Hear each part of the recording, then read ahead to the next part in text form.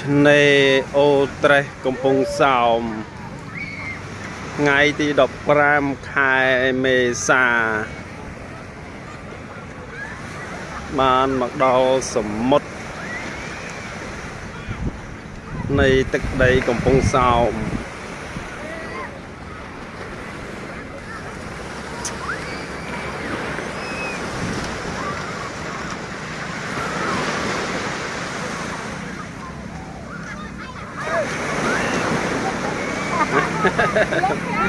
រលកច្រើនណាអូនហើយកុំទៅឆ្ងាយពេកអានោះទៅឆ្ងាយនោះ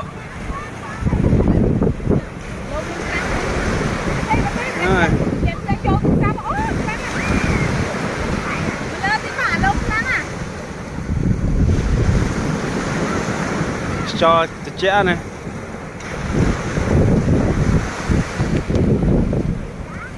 មើលសមុទ្រផុតកតុយភ្នែក